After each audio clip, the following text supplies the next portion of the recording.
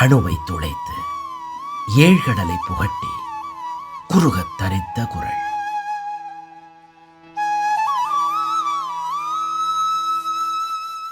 ஜெய ஸ்ரீராம். ஸ்ரீ டிவி நேயர்களுக்கு வணக்கம். திருவள்ளுவருக்கு நல்ல ஒரு நகைச்சுவை உணர்வு இருக்குது அப்படின்னு இந்த குரல் மூலமாக நாம் தெரிந்து கொள்ளலாம். ஆமாம், அது மட்டுமல்ல, இடித்து சொல்லுதல் என்பதையும் கூட பல இடங்களில் கையாளுகின்றார். நேரடியாக பார்த்தா ஒரு வாக்கியத்தை சொல்வது போல் இருக்கும். ஆனால் கூர்ந்து கவனித்தால்தான் அவர் ஒப்பிட்டு சொல்வது எந்த அளவுக்கு நம்மிடம் குத்தி காட்டுகின்றார், புரிய வைக்கின்றார் என்பதை நாம் அறிவோம். இந்த குரல் படிக்கின்ற பொழுதுதான் எனக்கு இந்த சம்பவம் ஒன்று நினைவுக்கு வந்தது. மிக நகைச்சுவை நிரம்பிய சம்பவம் இது. அது என்ன என்று சொல்லுகின்றேன். அதாவது, ஒரு நாதஸ்வர கச்சேரி நடக்கும். அந்த வித்வான் தன்னுடைய திறமையெல்லாம் கொட்டி சிறப்பாக வெகு நேரம் அவர் கச்சேரி வாசிப்பார். அன்றைக்கெல்லாம் ஒரு 50-100 ஆண்டுகளுக்கு முன்னால் எல்லாம் கச்சேரி என்று வந்தால் மாலை ஒரு 6 மணிக்கு ஆரம்பித்தால் இரவு எப்போது முடியும் என்று யாரும் சொல்ல முடியாது. வித்வானுடைய அன்றைக்கு இருக்கின்ற அவருடைய ஈடுபாட்டை பொறுத்து, லைப்பை பொறுத்து அவர் வாசித்து கொண்டே இருப்பார்.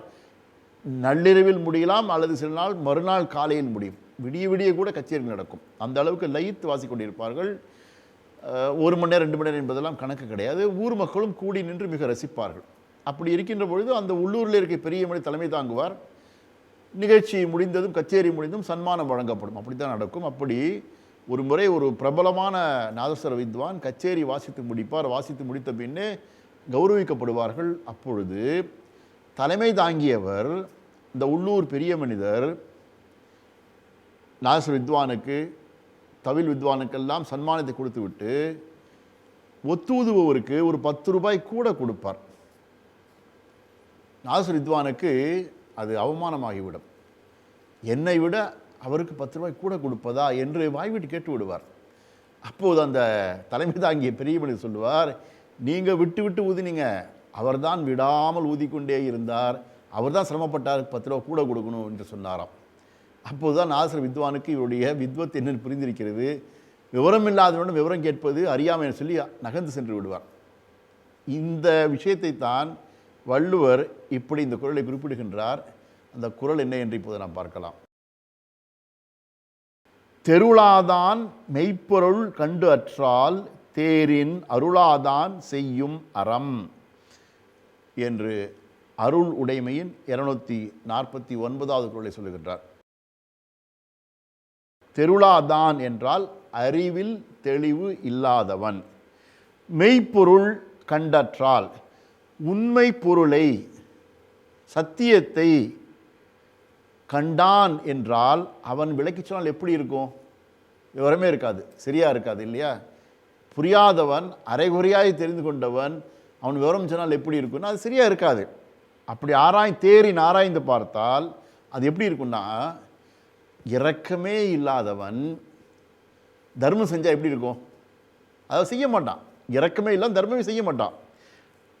அப்படி இரக்கமே இல்லாதவன் தர்மம் செய்தால் அது எந்த அளவு இருக்குமோ அப்படித்தான் இருக்கும் அறிவு சற்றும் இல்லாதவன், அறிவிலே தெளிவு இல்லாதவன் உயர்ந்த ஞானத்தை எடுத்து உரைப்பது என்று வள்ளுவர் சொல்லுகின்றார். இதில் எவ்வளோ இடக்கல் அப்படி சொல்லலாம் இல்லையா? இன்றைக்கு இருக்கின்ற காலகட்டத்தில் யோசித்து பார்த்தால் இந்த அறமற்ற துறை செய்கின்ற பல விஷயங்கள் வள்ளுவர் சொல்லுகின்றபடி தான் இருக்கிறது. இவர்களுக்கு ஆகமம் தெரியாது, பக்தி தெரியாது, கோயில் ஒழுகு தெரியாது, எதுவும் தெரியாது. நிர்வாகம் என்ற பொறுப்பிலே அனைத்து சாதியரும் அர்ச்சராகலாம் என்கின்ற போர்வையிலே இருக்கின்ற வழக்கங்களை கெடுப்பதும், தமிழில்தான் அர்ச்சனை செய்ய வேண்டும் என்று நிர்பந்திப்பதும், ஆண்டவனுக்கு சம்ஸ்கிருதம் தான் தெரியுமா, தமிழ் தெரியாதா என்று பேசுவது என்பதெல்லாம் இவர்கள் அறியாமையின் வெளிப்பாடு. எத்தனையோ ஞானிகள், ஆதீனங்கள், தருமபுர ஆதீனம் போன்றவர்களாம் சொல்லிவிட்டார்கள், ஆகமம் என்பது அது ஒரு பദ്ധதி, வழிமுறை, அதில் யாரும் தலையிடக்கூட சொன்ன போதும் கூட அறிவிலிகள், பொருள் தெரியாதவர்கள், விவரம் அறியாதவர்கள் ஆண்டவனை கேலி செய்வது, தமிழ் சொன்னால் ஆண்டு சாமி கோச்சுக்குமா, அப்படி ஒரு சாமி நமக்கு தேவையா என்றெல்லாம் விதண்டாவதம் பேசி கொண்டிருக்கின்றார்கள்.